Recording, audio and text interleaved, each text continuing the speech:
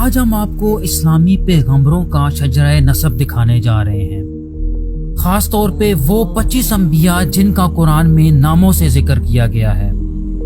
آپ دیکھیں گے کہ قرآن میں بہت سے نام بائبل کے ناموں کی طرح ہی ہیں، تاہم ان میں کچھ فرق بھی موجود ہے۔ ویورز، ہم وضاحت کرنے کے لیے مختلف قسم کے چارٹس کا استعمال کریں گے۔ عیسائیت کی طرح اسلامی نبوت کا آغاز بھی حضرت آدم علیہ السلام سے ہوتا ہے، جن کی بیوی حضرت حوا علیہ السلام تھی، جو اس دنیا کے سب سے پہلے انسان تھی۔ اسلام اور عیسائیت کے درمیان ایک اور بڑا فرق یہ ہے کہ اسلام میں یہ 25 افراد جو اسلامی چارٹ پہ نمایاں ہیں سب کو نبی مانا جاتا ہے، جبکہ عیسائیت میں لفظ نبی صرف چند مخصوص افراد جیسا کہ حضرت موسیٰ کے لیے استعمال کیا جاتا ہے۔ اسلامی روایات کے مطابق حضرت آدم اور حضرت حوا علیہ السلام کے 4 بچے تھے۔ پہلے لڑکے کا نام قابیل تھا جس کی جڑواں بہن اقلیمیہ تھی، اور دوسرا لڑکا حابیل تھا جس کی جڑواں بہن کا نام لہودا تھا۔ حضرت آدم علیہ السلام نے قابیل کے لیے حابیل کی جڑواں بہن اور حابیل کے لیے قابیل کی جڑواں بہن سے شادی کا اہتمام کیا، لیکن قابیل کو بہت غصہ آیا کیونکہ اسے یہ لگتا تھا کہ اس کی اپنی جڑواں بہن زیادہ پرکشش ہے، اس لیے وہ اس سے شادی کرنا چاہتا تھا۔ اس کے علاوہ کچھ دوسری وجوہات کی بنا پہ قابیل نے اپنے چھوٹے بھائی حابیل کو قتل کر دیا۔ اس طرح اسلامی نسل ان کے تیسرے بھائی کے ذریعے جاری رہی، جسے شیٹ یا سیٹ کہا جاتا تھا۔ اسلام میں اگلے بڑے پیغمبر حضرت ادریس علیہ السلام ہیں۔ حضرت ادریس علیہ السلام کو عام طور پہ بائبل میں ہنوک کے نام سے جانا جاتا ہے۔ اسلامی روایات کے مطابق حضرت ادریس علیہ السلام پہلے انسان تھے جنہوں نے قلم استعمال کیا، اور سب سے پہلے جنہوں نے ایسٹرونومی اور دوسری سائنسز پہ کام کیا وہ حضرت نوح علیہ السلام کے پردادا بھی تھے۔ آپ چارٹ پہ دیکھ سکتے ہیں کہ ہم نے بعض انبیاء کو زیادہ نمایاں کیا ہے، جیسا کہ حضرت نوح علیہ السلام، حضرت ابراہیم علیہ السلام اور حضرت موسیٰ علیہ السلام۔ اس کی وجہ یہ ہے کہ ان انبیاء کو اولو العزمی کہا جاتا ہے یا محدث الانبیاء کے نام سے جانا جاتا ہے۔ بلا شبہ حضرت نوح علیہ السلام نے دنیا کی پہلی کشتی بنائی تھی، جو چند دوسرے انسانوں اور جانوروں کے ایک گروپ کے ساتھ اللہ کے ایک عذاب یعنی ایک سیلاب سے بچ گئے تھے، اور ان کا چوتھا بیٹا اور بیوی سیلاب میں ڈوب گئے تھے کیونکہ وہ نافرمانوں میں سے تھے۔ اگلے 2 نبیوں یعنی ہود اور صالح علیہ السلام کی کہانی بائبل میں نہیں ملتی، تاہم قرآن میں عرب کے ایک قبیلے کے بارے میں آتا ہے جسے سمود کہا جاتا تھا، جس نے حضرت صالح علیہ السلام سے مطالبہ کیا تھا کہ وہ انہیں اللہ کی طرف سے کوئی نشانی دیں۔ اس مطالبے کے جواب میں اللہ تعالیٰ نے ایک اونٹنی کو معجزانہ طور پہ پتھر سے پیدا کر دیا، لیکن قوم سمود نے آخرکار اس اونٹنی کو زخمی کر دیا، اور اسی وجہ سے اللہ کی طرف سے آنے والے زلزلے میں تباہ ہو گئے۔ اب ہم 5 اولو العزم پیغمبروں میں سے دوسرے کی طرف آتے ہیں، جن کا نام حضرت ابراہیم علیہ السلام ہے، جن کو یہودی اور عیسائی ابراہم کے نام سے جانتے ہیں۔ ویورز، اس جگہ پہ پیغمبروں کے خاندان میں ایک بہت اہم تقسیم ہے، اور واقعات کے قرآنی نسخے اور بائبل کے نسخوں کے درمیان بھی کئی بڑے فرق ہیں۔ دونوں روایات کے مطابق حضرت ابراہیم علیہ السلام کے 2 بڑے بیٹے تھے، حضرت اسماعیل علیہ السلام اور حضرت اسحاق علیہ السلام۔ عرب یعنی محمد صلی اللہ علیہ وآلہ وسلم حضرت اسماعیل علیہ السلام کی نسل میں سے ہیں، جبکہ بنی اسرائیل حضرت اسحاق علیہ السلام کی اولاد ہیں۔ اسلامی روایات میں حضرت ابراہیم علیہ السلام کے بارے میں بہت سے ایسے واقعات ہیں جو بائبل میں نہیں ملتے۔ ایک مشہور قصہ یہ ہے کہ حضرت ابراہیم علیہ السلام کو توحید کی تبلیغ کرنے کی وجہ سے آگ میں ڈال دیا گیا، اور وہ بغیر کسی نقصان کے اس آگ سے باہر نکل آئے۔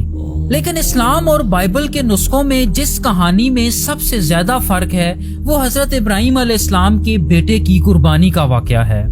بائبل کے مطابق حضرت ابراہیم علیہ السلام کو اپنے دوسرے بیٹے حضرت اسحاق علیہ السلام کی قربانی کا حکم دیا گیا، جبکہ قرآن میں قربان ہونے والے کو حضرت ابراہیم علیہ السلام کا پہلا بیٹا یعنی حضرت اسماعیل علیہ السلام کہا جاتا ہے۔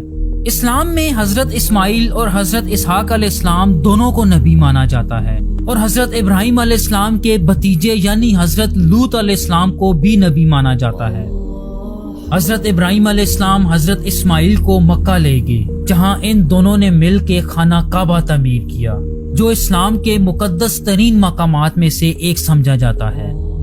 ویورز، حضرت شعیب علیہ السلام اور حضرت محمد مصطفیٰ صلی اللہ علیہ وآلہ وسلم کے علاوہ باقی تمام انبیاء حضرت اسحاق کی نسل میں سے ہیں۔ حضرت اسحاق علیہ السلام کے بعد ان کے بیٹے حضرت یعقوب علیہ السلام آئے۔ حضرت یعقوب علیہ السلام کے بیٹے حضرت یوسف علیہ السلام تھے۔ حضرت یوسف علیہ السلام اس طرح سے منفرد ہیں کہ ان کا قصہ قرآن مجید میں ایک سورت کی شکل میں مکمل طور پہ بیان کیا گیا ہے۔ بنیادی طور پہ حضرت یعقوب علیہ السلام کے 12 بیٹے تھے، جن میں سے حضرت یوسف علیہ السلام ان کے پسندیدہ تھے۔ اسی وجہ سے ان کے دوسرے بھائیوں نے حسد کرتے ہوئے انہیں کنویں میں پھینک دیا، لیکن پھر بعد میں وہ مصر کے بادشاہ بن کے سامنے آئے۔ اگلے 2 نبی حضرت یعقوب علیہ السلام کی نسل میں سے نہ تھے۔ حضرت ایوب علیہ السلام حضرت یعقوب کے بھائی کی اولاد میں سے تھے، جبکہ حضرت شعیب علیہ السلام حضرت ابراہیم علیہ السلام کے ایک بیٹے مدیان کی اولاد میں سے تھے۔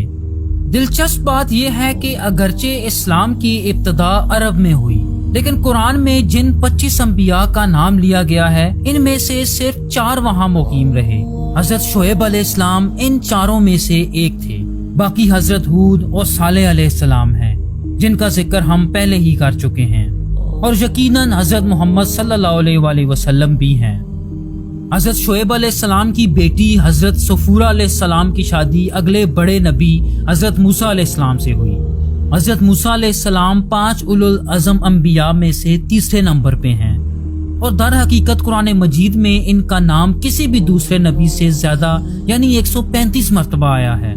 حضرت موسیٰ علیہ السلام کے بھائی حضرت ہارون علیہ السلام تھے، اور ان دونوں بھائیوں کا تعلق ایک واقعے سے ہے کہ وہ بنی اسرائیل کے ساتھ فرعون سے بچ نکلنے میں کامیاب ہو گئے تھے۔ حضرت موسیٰ علیہ السلام ان 4 انبیاء میں سے پہلے تھے کہ جن پہ ایک آسمانی کتاب نازل ہوئی۔ قرآن کریم اسلام کی سب سے مقدس کتاب ہے، تاہم 3 اور کتابیں ہیں جنہیں مسلمان مقدس مانتے ہیں، اور ان تینوں کا ذکر خود قرآن میں بھی موجود ہے۔ پہلی کتاب تورات ہے، جو کہ حضرت موسیٰ علیہ السلام پہ نازل ہوئی۔ تورات کے ساتھ ان کی وابستگی کی وجہ سے حضرت موسیٰ علیہ السلام یقیناً یہودیت کے اہم ترین پیغمبروں میں سے ایک ہیں۔ دوستو، اس فہرست میں اس کے بعد 2 ایسی شخصیات آتی ہیں کہ جو ایک ہی وقت میں نبی ہونے کے ساتھ ساتھ بادشاہ کے لقب پہ بھی فائز تھے، جو کہ حضرت داؤد اور حضرت سلیمان علیہ السلام تھے۔ یہ باپ بیٹا حضرت یعقوب علیہ السلام کے ایک بیٹے کی اولاد میں سے تھے، جن کا نام یہودا تھا۔ حضرت موسیٰ علیہ السلام کی طرح حضرت داؤد علیہ السلام کا تعلق بھی ایک مخصوص مقدس کتاب سے ہے، جسے زبور کہا جاتا ہے۔ ویورز، ان کے بعد حضرت الیاس اور ان کے جانشین الیسع آتے ہیں، اور یہ دونوں حضرت ہارون علیہ السلام کی اولاد میں سے تھے۔ ویورز، قرآن میں ایک اور نبی کا ذکر بھی آتا ہے جن کا نام حضرت یونس علیہ السلام تھا، جنہیں ایک بہت بڑی مچھلی نے زندہ نگل لیا تھا۔ اس کے بعد ہم حضرت زکریا، حضرت یحییٰ اور حضرت عیسیٰ علیہ السلام پہ آتے ہیں۔ حضرت زکریا علیہ السلام حضرت یحییٰ کے والد تھے۔ قرآن مجید کے مطابق حضرت زکریا علیہ السلام کی بیوی کی ایک بہن تھی، جس کی شادی عمران نامی ایک شخص سے ہوئی تھی۔ عمران حضرت مریم علیہ السلام کے والد تھے، لیکن پھر حضرت عمران کی وفات کے بعد حضرت مریم علیہ السلام حضرت زکریا کی سرپرستی میں آ گئیں۔ بلا شبہ حضرت مریم علیہ السلام سے بھی زیادہ معروف ان کے بیٹے حضرت عیسیٰ علیہ السلام ہیں۔ اسلام میں حضرت مریم علیہ السلام نے حضرت عیسیٰ علیہ السلام کو اس وقت جنم دیا کہ جب وہ کنواری تھی، اور اسلام کے مطابق حضرت عیسیٰ علیہ السلام کے کوئی باپ نہ تھے، تاہم عیسائیوں کے مطابق حضرت عیسیٰ علیہ السلام کا ایک باپ تھا، اور وہ خدا کو حضرت عیسیٰ علیہ السلام کا باپ مانتے ہیں۔ حضرت عیسیٰ علیہ السلام کو 5 اولو العزم پیغمبروں میں سے ایک سمجھا جاتا ہے۔ ان پر اسلام کی 4 مقدس کتابوں میں سے تیسری کتاب یعنی انجیل نازل ہوئی۔ حضرت عیسیٰ علیہ السلام کے بارے میں قابل غور بات یہ ہے کہ مسلمان اور عیسائی حضرت عیسیٰ علیہ السلام کی دوسری آمد پر یقین رکھتے ہیں، جو کہ تاریخ کے آخر میں واقع ہوگی۔ اب ہم اسلام کے سب سے اہم پیغمبر کی طرف آتے ہیں، جو کہ 5ویں اولو العزم پیغمبر ہیں، نبی آخر الزمان حضرت محمد مصطفیٰ صلی اللہ علیہ وآلہ وسلم۔ حضرت محمد صلی اللہ علیہ وآلہ وسلم آخری نبی اور رسول ہیں، اس لیے انہیں خاتم النبیین کے نام سے بھی جانا جاتا ہے۔ اور اگر دوسرے لفظوں میں بات کی جائے تو محمد صلی اللہ علیہ وآلہ وسلم کے بعد اللہ کا اپنے بندوں کے ساتھ براہ راست رابطہ ہمیشہ کے لیے ختم ہو گیا۔ اللہ نے آپ صلی اللہ علیہ وآلہ وسلم پر اپنی آخری اور سب سے اہم کتاب قرآن نازل کی۔ مسلمانوں کے لیے قرآن صرف ایک کتاب ہی نہیں بلکہ یہ اللہ کا کلام ہے اور اس کے کسی حصے کو بھی تبدیل نہیں کیا جا سکتا، اور اسی لیے یہ بائبل سے بالکل مختلف ہے۔ آپ صلی اللہ علیہ وآلہ وسلم کی زندگی کے ہر گوشے کی تفصیلات محفوظ کی گئی ہیں۔ آپ کی پہلی بیوی کا نام حضرت خدیجہ رضی اللہ تعالیٰ عنہا تھا۔ ان کے صرف 4 بچے جوانی تک زندہ رہے، اور وہ چاروں بیٹیاں تھیں جو حضرت خدیجہ رضی اللہ تعالیٰ عنہا کے ساتھ تھیں۔ تاہم ان چاروں بیٹیوں میں سے صرف ایک حضرت فاطمہ رضی اللہ تعالیٰ عنہا کی اولاد ہے، جو اپنے بیٹوں حضرت حسن اور حضرت حسین رضی اللہ تعالیٰ عنہا کے ذریعے آج بھی زندہ ہیں۔ حضرت فاطمہ رضی اللہ تعالیٰ عنہا نے آپ صلی اللہ علیہ وآلہ وسلم کے چچا زاد بھائی حضرت علی رضی اللہ تعالیٰ عنہ سے شادی کی۔ حضرت محمد صلی اللہ علیہ وآلہ وسلم کی جانشینی سب سے پہلے ان کے پہلے سسر حضرت ابو بکر، دوسرے ان کے دوسرے سسر حضرت عمر، تیسرے ان کے داماد حضرت عثمان، اور پھر چوتھے ان کے چچا زاد بھائی اور داماد حضرت علی رضی اللہ تعالیٰ عنہ نے کی۔ مسلمان ان چاروں کو اسلام کے پہلے 4 خلیفہ مانتے ہیں۔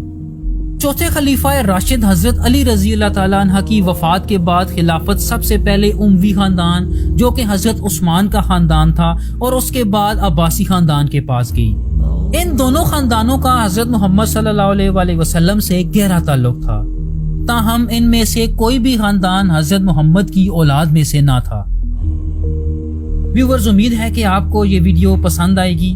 ہماری ویڈیو دیکھنے کا بہت شکریہ۔ کمنٹس میں آپ کی رائے جان کر ہمیں بہت خوشی ہوگی۔ تھینک یو سو مچ۔ اللہ حافظ۔